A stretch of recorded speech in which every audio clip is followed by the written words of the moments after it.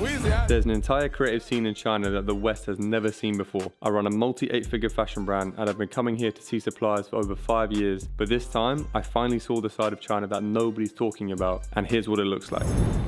Street's nice. This is sick, bro. I would have never expected China to look like this, to be honest.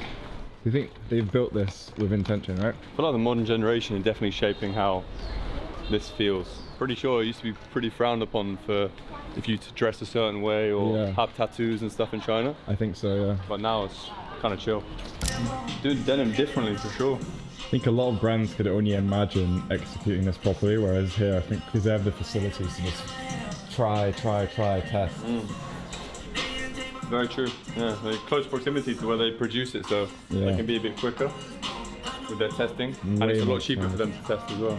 If the Chinese brands start coming to the West, like it could, that'll be tough to compete with, because they can just be different with their speed, you know. Yeah. This brand's pretty fire, right? So fire. Where are you guys from? The UK. Oh, we're in the UK. London. Where do you think I'm from? From the US. Dude, what are you guys doing out here? We got a brand out here. Oh, what type of brand do you guys got? I've got a fashion brand in the UK. Is it like street style? Streetwear and jewelry. Dude, that's fire. So we do a bit of both. So we're out here for a week doing like a supplier trip. Oh, really?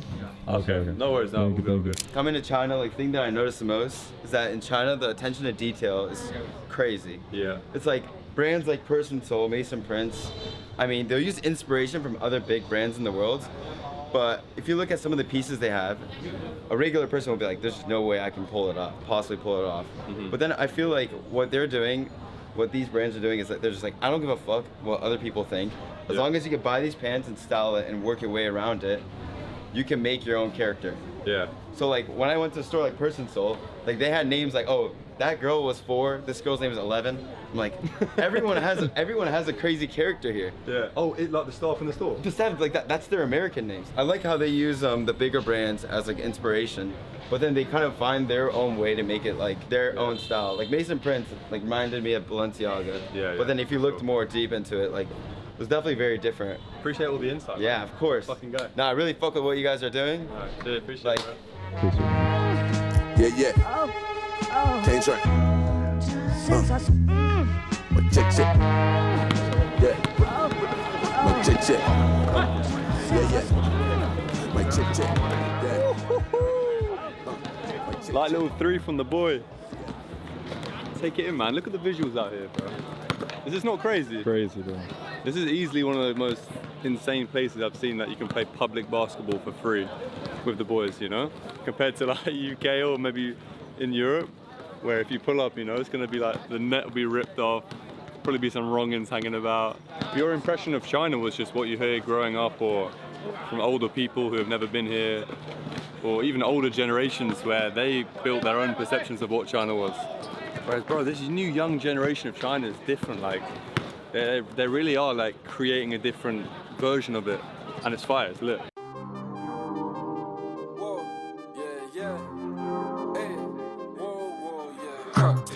So you're tapped in. Yeah. Oh, that's sick. Yeah. Do you work with mostly like the Western brands or Eastern brands? Mainly Western. I just like finding new Eastern brands because I find like they're probably even more tapped in than I am in terms of like what's new, and they take advantage of that. So like a lot of the Chinese brands are like absolutely destroying it right now. Right. Like I'm sure you've seen like people like Mason Prince and that. Like, Do you think like is this flipping a little bit where obviously they used to come to us for inspiration and exactly. I think a lot of Western brands are now coming to like 100%. obviously Japan's a classic one, but even more maybe China now to like get inspo on, you know. Bro, there's so many of our clients, like some of our clients from Australia, some of our clients from the UK, they'll come here and they'll be like, they'll go to Mason Prince and they'll be like, I bought like 12 samples from Mason Prince and I like this. So it literally has flipped. Damn, it's crazy, yeah. And I feel like even the store experiences are they're pretty fire out here. The next level. China is like you feel like you can experiment here, like you can be a mad scientist and just go crazy with things. Yeah, that's so real, man. Even some of the, because I guess there are a few brands, like I'd say, I know you mentioned in your video, Non-Radical got a good balance of like actually wearability. Yeah. Because obviously there are some insane styles out here, but it can be a little tough to wear it, you know? Yeah, for sure. Like that, I don't know if you've seen Person Soul. Yes. Yeah. Yeah. That's like the definition of like world building. It's completely left field of like anything you've seen before, but like they've built a world for it, and like credit to them. But like in terms of wearability, Yeah. there's like maybe 1 or 2 pieces that I could wear in that store, just because based on my personal style. And I feel like obviously in the West there's a difference between the young generation and older generation. I feel like here it's really clear, you know, in terms of I think the younger generation have got way more freedom than they used to. Oh, yeah, In for terms sure. of like they can express themselves, they can get tattoos, they can fucking dye their hair, you know.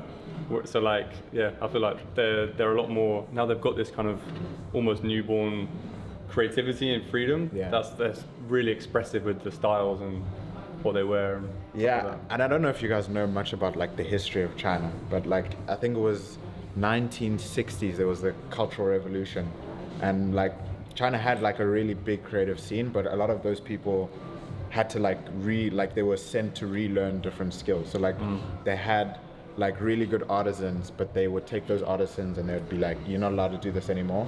You now need to go learn how to farm. So like there was a big generation that kind of like got lost within what they were doing and had to do something completely different.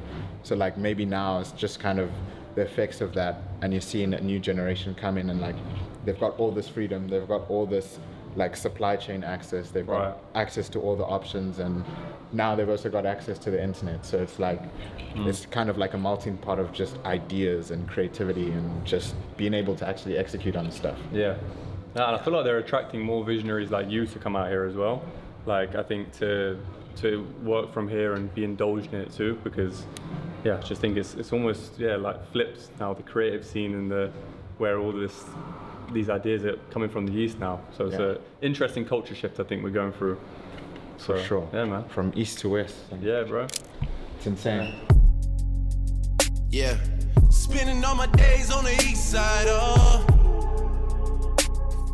forgetting who I was. Yeah, no, it's just good for me to see all this stuff too, because when I'm thinking about pop-ups and doing our own store one day, then just have so many references in mind can help me like think of ideas or things I hadn't thought about that you could do. Even the sound thing's kind of sick. Yeah. Having like a narration of something is pretty unique. Crazy. Also, it makes sense with the brand as well, because a lot of the pieces are pretty unique. Well designed. for sure. Coming out, it's completely, it feels authentic, it feels real, which I think is also important when brands and are doing these type of things and experiences, that like whatever they execute, it does feel real. Otherwise, if it's doing too much and it doesn't match the product or the vibe, then it doesn't come across in the right way. What's cool is that now that we've come into this room, which is clearly a little more formal, like their take on like a formal setting, now the product shifted into that as well. Now it's like clean jackets, some like more tailoring. So it's kind of like a dope spot, especially if you're a brand that's got like a multiple categories, then this is a great reference for how to like capture the product within the store as well. Keeping it on brand, but for the new category, if that makes Yeah, sense. no. It's like a cool way to do it. You know a brand's dialed when they got a coffee shop inside, you know? I feel like that's the new meta almost for stores. Shit. The store really had everything there. This is a fire one, honestly. Maison Prince, Shanghai, the flagship. This is a sick experience. Not only have they got the amazing like visual interactive stuff in the store, but then to round off the full experience, they've also got like a cafe downstairs where you can order a coffee, chill for a bit, and you can probably spend like an hour in here. And it really just shows like the offline experience now is becoming more and more important, particularly with AI kind of drawing so much like brain stuff into socials now and content. A lot of it feels the same, whereas something AI cannot replicate is an elite in-person experience where you get to feel a brand, you get to really see what it's about. So yeah, they're doing it right, man. Definitely going to see some more brands execute styles like this in the West, I've no doubt. And like I said, like it's not only just the big brands out here that are doing this type of thing. It's the upcoming smaller brands. I think Maison Prince is one of the more iconic Chinese streetwear brands, but even some of these ones I don't even know and never heard about that are probably small, doing quite, you know, little revenue, like they really consider every single detail. So yeah, shout out to the Chinese brands. So they're doing it really well. I know f***ing with a crook is whack. I lied, cheated, still took me back. What I do, turn around, ask you to cook me. It is looking top. So got the noodles, got the crab sauce.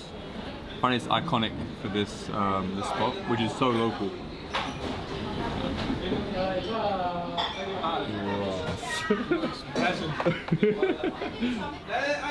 I'm really not trying to splash us because we're wearing white, so. Okay, danger. Look at his t-shirt. No, you get. Oh my god, come on, bro.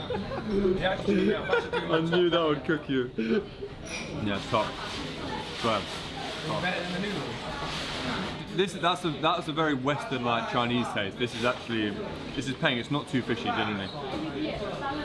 No, that's top. I like it a lot. This is real Chinese food because everyone thinks, oh, you're going in China, you're having, you know, sweet and sour chicken and hot soup.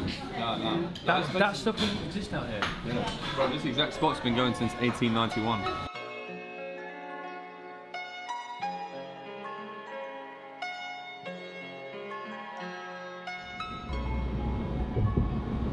I kind of wanted to end this video with a bit of a reflection about the last 7 days that we spent in China, because we usually come here on business trips and it's super efficient, like 3 days, 4 days in and out, suppliers back to back, 18 hours a day. But this time we extended the trip and we really got to see Guangzhou, Shanghai, and a really different side of China. The creative, the like inspirational side, and seeing all the different brands and how they do things has been really interesting for me, because I think a lot of people when they come to Asia to get inspo, they might go to like Japan or South Korea and maybe assume China's a bit more of a business and corporate hub. But when you actually come out here and see some of these areas, see some of the brands and entrepreneurs and creative people doing amazing stuff out here, it's actually so dope, because it's something you wouldn't expect, and it's such a legendary like historical culture too in China, that there's so much to learn and so much to get inspired by. And particularly because this new generation of Chinese people, like they've got this kind of newfound freedom where they can be a bit more expressive than the older generations, and there are more people posting on social, there are more people, yeah, there's just less of a stigma of being yourself, you know, and doing whatever you want to do, whether it's get piercings and stuff, you know. So yeah, it's been really cool to spend some time and get new ideas. And it's not to say China's completely perfect, you know. I don't think it's necessarily the best place to be if you're an entrepreneur and you want to create something and you want to really, like, you know, maybe achieve your entrepreneurial goals or whatever it is. But it's certainly an amazing place to get inspiration and to see creative people doing things very differently. So I'm certainly going to add this into every single one of my trips now whenever we come to see suppliers. It's just check out some new cities, check out, you know, what everyone's cooking up out here, because I've definitely left with 10 times more ideas than I came with. So yeah, it's been a lit trip, and if you want to see any more of the business stuff, then I actually dropped a vlog. My previous vlog was behind the scenes with our suppliers, what that looks like, how we think about things, so you can see a bit more behind the scenes of the brand. But I really hope you enjoyed this video, because maybe you had some thoughts or previous beliefs about what China is like and what it would be like. So I hope I showed you some more differences of that. And if you want to see more cool videos, then tap in with me, drop a subscription, drop a like and a comment, and see what other videos you want to see from me. But yeah, hope you enjoyed.